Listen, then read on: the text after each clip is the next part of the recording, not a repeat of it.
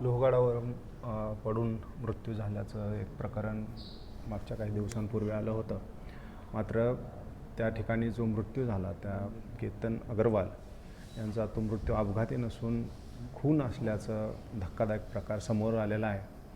आणि ह्या सगळ्या प्रकरणामागं त्याची होणारी बायकोच असल्याचं एक धक्कादायक सत्य आता समोर आलेलं आहे. पोलिसांनी त्याबाबतची माहिती दिलेली आहे आणि त्याबाबतचा आता तपास देखील सुरू आहे.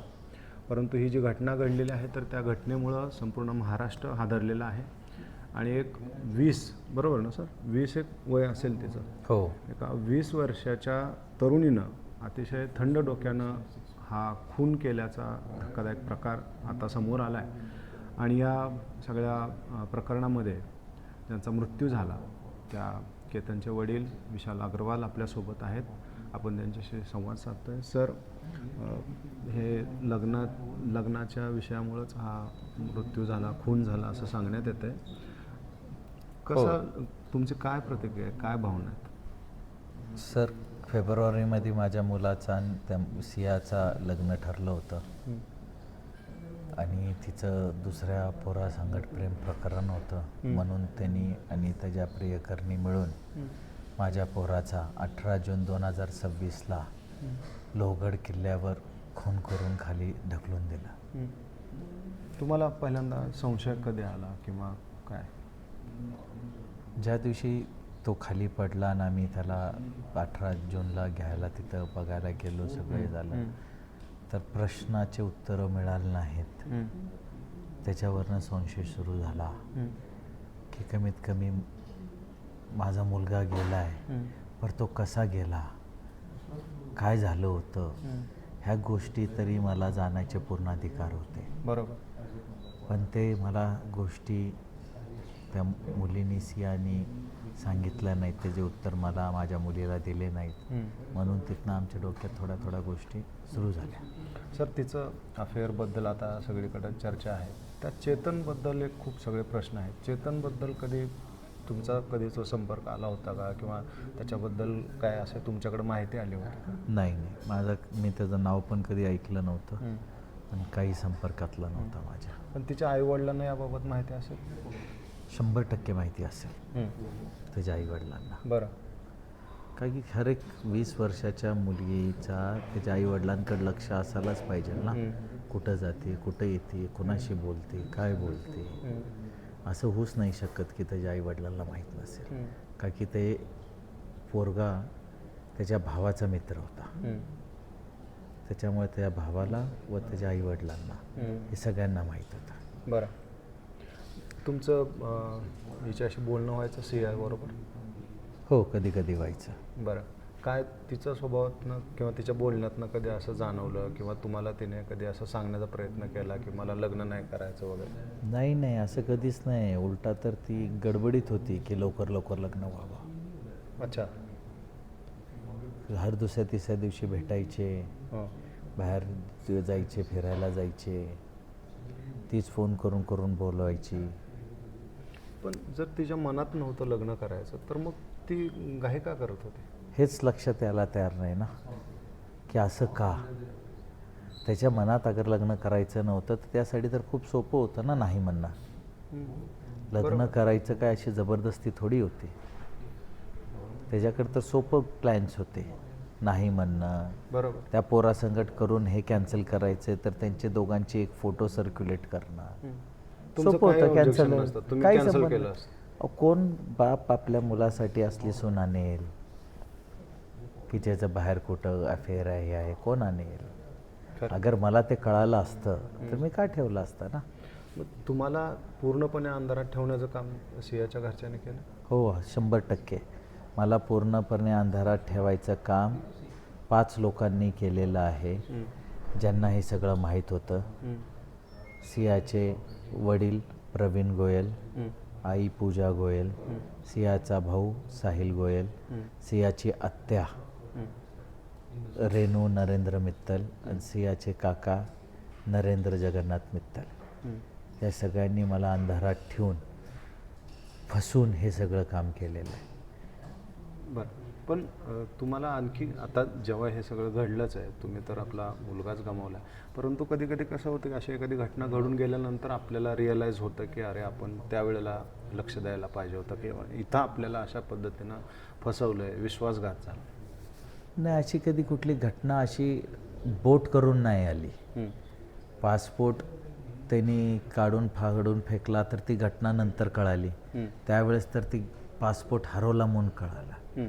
तर हरवणं तर हे म्हणजे सिम्पलिसिटी असू ठीक आहे. शकते, हां, होऊ शकतं. होऊ शकतं. बाकी अशी कुठली घटना अशी पूर्ण लई काही मोठी आली नाही समोर. हं, छोट्या मोठ्या गोष्टी होत्या तर आपण त्याला निगेटिव्ह कसा विचार करणार ना. हं. काही निगेटिव्ह गोष्ट पुढं आली तरच विचार करू शकतो. बरं, तुम्ही आता आत्याचं तिचं नाव घेतलं आणि त्याच्या मिस्टरांचं नाव घेतलं, ह्यांचा या सगळ्यामध्ये काय रोल आहे? हे लग्न जोडवण्यामध्ये हं, हेच त्यांचाच सगळ्यातून मोठा हात आहे. बरं.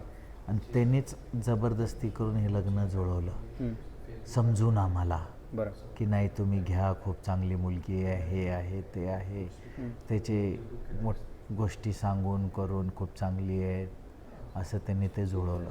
काय शिक्षण झालं होतं सियाचं?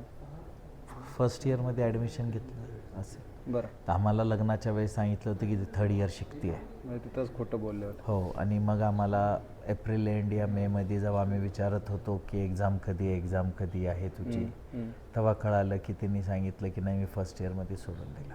म्हणजे 19-20 वर्ष वय असेल. हो, आता 20 वर्ष झाले त्याच्या, 19 जूनला. बरं, आत्ता ज्या स्टेजवरती आपण उभा आहोत, 2 विषय आहेत. एक तर चेतनचा याच्यामधला सगळा रोल आणि सियाने या सगळं प्लॅनिंग केलं की ह्या दोघांचं प्लॅनिंग आहे की चेतनने हे सगळं प्लॅनिंग करून केलं, असं तुम्हाला काय वाटतं? नाही, दोघांचा सहभाग सेम आहे. कोणी प्लॅनिंग केलं, कोणी काही नाही, दोघांचा सहभाग सेम आहे. मला तर अजून म्हणणं आहे की त्यांच्यासोबत अजून पण कोण असू शकतं, त्यांच्या घरच्यांचं कोण असू शकतं. बरं. ते आता इन्व्हेस्टिगेशनमध्ये बघूया काय निघतंय, काय आहे काय नाही. चेतनच्या वडिलांची मुलाखत व्हायरल झाली आहे, तुमच्यापर्यंत कदाचित पोहोचले असेल. आता ते सुद्धा वडीलच आहेत, त्यामुळे ते त्यांचा बचाव करणारच, पण त्यांचं असं म्हणणं आहे की सियानंच फसवलं आहे त्यांच्या मुलाला. पण माझं स्पष्ट म्हणणं आहे की या दोघांनी मिळून केलं आहे. सियाने फसवायला काय तो काय लहान लेकरू नव्हता. बरोबर. हे सगळं पळवाट सांगणं येण्यात काय नाही. दोघांनी मिळून केले, हे मिळून जाणून समजून केले. बरोबर. असं अज्ञानात या बालिशामध्ये नाही केलेलं आहे. सगळ्या गोष्टींची प्लॅनिंग करून प्रॉपर तिथं ह्या टायमाला पोच. बरोबर. जाताना तुम्ही व्हिडिओज बघितले असतील तर गुढी घालून तोंड लपवून तिथं मोबाईल घरी पोचणं, ठेवून. मोबाईल घरी ठेवून हे सगळं पोचणं, बरोबर. तिथं इशारे करणं, म्हणजे हे असं कसं होईल? बरोबर. आता खरं तर कुठल्याही पित्यासाठी आपल्या मुलाचं निधन हे खूप दुःखदायक असतं, परंतु केतनचा स्वभाव कसा होता, काय त्याचे ड्रीम्स होते? केतनचा स्वभाव खूप प्रेमळ होता, सॉफ्ट स्पोकन होता. ते ड्रीम्स पण होते, खूप तो काम करत होता. सगळी जागे त्याच्या कामाकडे लक्ष होतं. पण आता ड्रीम्स पण राहिले नाही आणि तो पण राहिला नाही. बरोबर. ह्यांच्या थोड्याशा ह्याच्यामुळे माझा 26 वर्षाचा मुलगा गेला.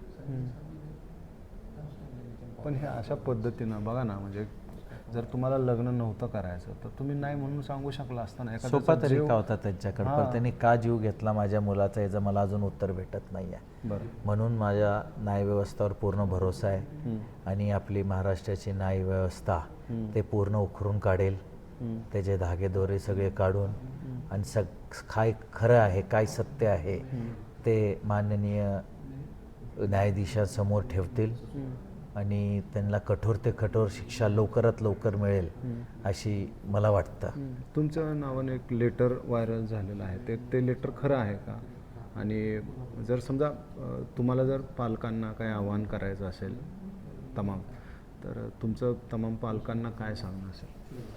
माझं सगळ्यांना आव्हान आहे, आपण सगळे मुळवळवाली माणसं आहेत, सगळ्यांना आपले आपले मुलं आहेत. पण अशी वृत्तीचे जी लोक आहेत जी दुसऱ्यांच्या मुलाचा खून करण्याचा विचार करतात आणि करतात, अशा वृत्तीच्या लोकांना लवकरात लवकर सजा होईल, कशी होऊ शकते आणि त्याच्यासाठी काय काय प्रयत्न करता येईल सगळ्यांनी करायला पाहिजे. या देशाच्या मुख्यमंत्रीपर्यंत न जाता आपण या देशाच्या प्राईम मिनिस्टर राष्ट्रपतीपस्तोर ही घटना सगळ्यांनी पोचवावी. सगळ्यांना मला विनंती आहे की त्यांनी तिथपर्यंत ते पोचून आणि सगळे आपल्या आपल्या पद्धतीनं कसे त्यांना लवकरात लवकर सजा होऊ शकेल त्यासाठी मला त्यांनी मदत करावी. आणि त्याच्यासाठी एक सगळ्या समाजात हे होईल की असं करणं चुकीचं आहे. कुणाच्या पण मुलाचा खून करणे काही न कारणाच्या या त्याच्या काही चुकी नसताना करणे हे चुकीचं आहे. सर काय याच्यामध्ये फोर्स तिच्यावरती झालेला आहे त्यांच्या घरच्यांकडनं असं एक सांगितलं जात आहे. तर असं फोर्सफुली ज्या वेळेला लग्न लावण्याचा प्रयत्न केला जातो आहे किंवा काय, तर असे जे पालक आहेत त्यांना देखील तुमचा काय मेसेज असणार आहे? त्यांना पण माझा असा मेसेज आहे की त्यांनी फोर्सफुली कधीच नाही करायला पाहिजे. मुलगा मुलगी तयार असेल तरच करायला पाहिजे. त्यांच्या आयुष्यभरांचा विषय असतो. त्यांच्या नाहीतर नाही जो समोरचा आहे त्यांच्या तरी आयुष्यभराचा विषय असतो. आज ह्यांच्या चेष्टाच्या ह्यांच्या काही चुकीच्या निर्णयामुळे या त्याचा दबाव देण्यामुळे आज माझा मुलगा तर गेला ना. मग त्यांना काय अधिकार होता ह्या गोष्टींच्या करायचा? बरोबर. सर धन्यवाद. तुम्ही खरं तर दुःखात आहात आणि त्यातूनही आम्हाला वेळ दिला. आपण या सगळ्या प्रकरणावरती आपलं लक्ष असणार आहे. त्यांनी पोलिसांच्या तपासाबाबत समाधान व्यक्त केलं आहे, मात्र दोषींना लवकरात लवकर शिक्षा मिळावी अशी त्यांची मागणी आहे. आणि पालकांना देखील त्यांनी एक आवाहन केलेलं आहे की जर का इच्छा नसेल तर मुलींचं लग्न त्यांच्या मर्जीविरुद्ध लावू नका. आणि जो त्यांच्या मुलाचा खरं तर जो फोटो व्हायरल झालेला आहे त्याच्यामध्ये तो अतिशय निरागस दिसतो आहे आणि त्या निरागसतेमुळंच महाराष्ट्रभरातनं जी हत्या झाली तर त्याच्याबद्दल एक संतापाची लाट उसळली आणि महाराष्ट्रभरातून खरं तर तमाम पालक आता आवाहन करतायत, अशा पद्धतीची मागणी करतायत की ह्या दोषींना ताबडतोब लवकरात लवकर शिक्षा द्या. या प्रकरणामध्ये आपलं लक्ष असणार. सर धन्यवाद.